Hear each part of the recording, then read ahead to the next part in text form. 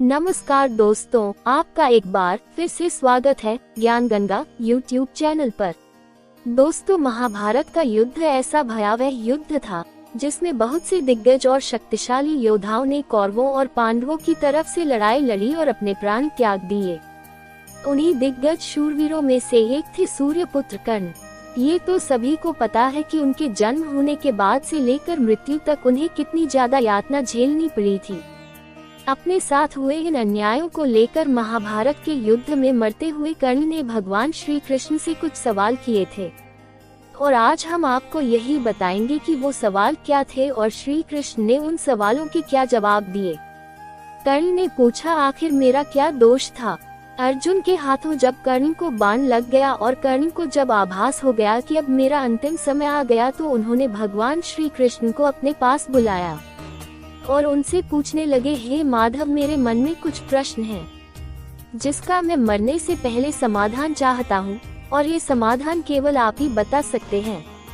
तब श्री कृष्ण कर्ण से बोले, मित्र, जो भी पूछना है पूछो। तब कर्ण बोले, हे माधव, जनते ही मुझे मेरे माँ ने त्याग दिया। एक अवैध बच्चे के रूप में जन्म लेने में मेरा क्या अपराध था? उसके बाद गुरु द्रोणाचार्य ने मुझे शिक्षा देने से मना कर दिया क्योंकि मैं राधे पुत्र अर्थात सूत पुत्र था। क्षत्रिय होते हुए भी मैं क्षत्रिय ना था, इसमें मेरा क्या अपराध था?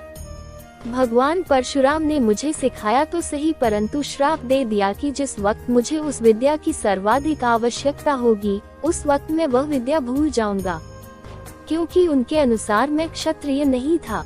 एक बार दुर्भाग्यवश मुझसे एक गाय को बाण लग गया जिससे उसकी मृत्यु हो गई और उसके मालिक ने मुझे श्राप दिया जबकि मेरा कोई दोष नहीं था। इतना ही नहीं, द्रौपदी के स्वयंवर में भी मेरा अपमान किया गया। माता कुंती ने मुझे आखिर में मेरा जन्म रहस्य बताया, किंतु अपने अन्य बेटों को बचाने के लिए जो भी मुझे प्राप्त हुआ है दुर्योधन से ही हुआ है। तो अगर मैं उसकी तरफ से लड़ूं तो मैं गलत कहाँ हूँ? कर्ण के प्रश्नों को सुनने के बाद भगवान कृष्ण ने मुस्कुराते हुए उत्तर दिया और कहा, कर्ण, मेरा जन्म कारागार में हुआ। जन्म से पहले ही मृत्यु मेरी प्रतीक्षा में घात लगाए थी। जिस रात मेरा जन्म हुआ उसी रात माता पिता से दूर किया गया। माधव ने आगे कहा, तुम्हारा बचपन खड्ग, रथ, घोड़े, धनुष्य और बाण के बीच उनकी ध्वनि सुनते बीता। मुझे ग्वाले की गौशाला मिली, गोबर मिला और खड़ा होकर चल भी पाया। उसके पहले ही कई प्राणघातक हमले झेलने पड़े। कोई सेना नहीं, कोई शिक्षा नहीं, लोगों से ताने ही मिले कि उनकी समस्याओं का कारण मैं हूँ।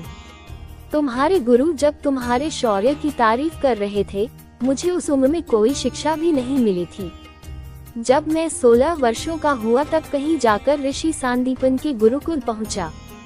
तुमने अपनी पसंद की कन्या से विवाह किया। जिस कन्या से मैंने प्रेम किया वो मुझे नहीं मिली और उनसे विवाह करना पड़ा जिन्हें मेरी चाहत थी या जिनको मैंने राक्षसों से बचाया था। उन्हें जरासंध से बचाने के लिए मेरे पूरे समाज को यमुना के किनारे से हटाकर एक दूर समुद्र के किनारे बसना पड़ा और युद्ध में रण छोड़कर जाना पड़ा, जिसके कारण मुझे रणछोड़ भी कहा गया। अगर दुर्योधन युद्ध जीतता है तो तुम्हें बहुत श्रेय मिलेगा। धर्मराज युधिष्ठिर अगर जीतते हैं तो मुझे क्या मिलेगा? मुझे केवल युद्ध और युद्ध से निर्माण हुई समस्याओं के लिए दोष दिया जाएगा। प्रभु ने आगे कहा, एक बात का ध्यान रहे कर्ण, हर किसी को जिंदगी चुनौतियां देती है, जिंदगी किसी के भी साथ न्याय नहीं करती। दुर्योधन ने अन्याय का सामना किया है तो युधिष्ठिर ने भी अन्याय भुगता है, परंतु सत्य धर्म क्या है ये तुम जानते हो। कोई बात नहीं, अगर कितना ही अपमान हो, जो हमारा अधिकार है वो हमें न मिल पाए, महत्व इस बात का है कि तुम उस समय उस संकट का सामना कैसे करते हो। श्री कृष्ण ने कहा कि रोना बंद करो कर्ण, जिंदगी न्याय नहीं करती इसका मतलब यह नहीं होता कि तुम्हें अधर्म के पथ पर चलने की अनुमति है। तो दोस्तों, आपने जाना श्री कृष्ण और कर्ण के बीच का संवाद। अब आपको बताते हैं मृत्यु के दौरान सूर्यपुत्र ने भगवान से क्या मांग की थी। जैसा कि सभी को ज्ञात है कि कर्ण एक दानवीर राजा थे, जिसके कारण श्री कृष्ण ने कर्ण के आखिरी समय में भी उसकी परीक्षा ली और कर्ण से ब्राह्मण के रूप में दान मांगा। तब दानवीर ने दान में अपने सोने के दांत तोड़कर भगवान कृष्ण को दे दिए। इस दानवीरता से प्रसन्न होकर भगवान ने उन्हें वरदान मांगने को कहा।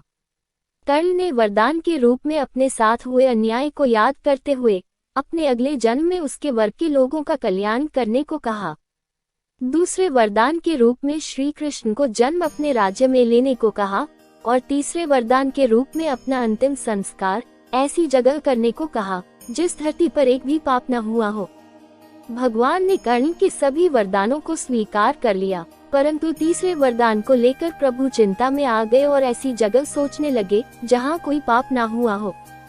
जिसके बाद संपूर्ण धरती पर ऐसे स्थान की खोज की गई, किंतु माधव को ऐसी कोई जगह नहीं मिली जहाँ पाप न हुआ हो। परंतु श्री कृष्ण अपने वचन से बंधे हुए थे और सिर्फ उनके हाथ ही ऐसे स्थान थे जहाँ कोई पाप नहीं हुआ था। इसलिए कर्ण का अंतिम संस्कार भगवान ने अपने हाथों पर दुर्योधन के सहयोग से किया और कर्ण को दिए सभी वरदानों को पूरा किया। दोस्तों, इस तरह से दानवीर कर्ण को अधर्म का साथ देने के बाद भी भगवान कृष्ण ने उनका अंतिम संस्कार कर उनको वीरगति के साथ वैकुंठ धाम भेजना पड़ा था। तो दोस्तों, इस वीडियो के जरिए आपने जाना सूर्यपुत्र कर्ण से जुड़ी कुछ अहम बातें। अगर आप इनमें से कोई भी बात पहले से जानते थे तो हमें कमेंट करके जरूर बताएं। आज की इस वीडियो में बस इतना ही। हम उम्मीद करते हैं कि हमारी वीडियो के जरिए आपको कई सवालों के जवाब मिल गए होंगे। अगर ये वीडियो पसंद आई हो तो इसे लाइक और शेयर जरूर कीजिएगा। अगर आपने हमारे चैनल को सब्सक्राइब नहीं किया तो जरूर करिए। धन्यवाद।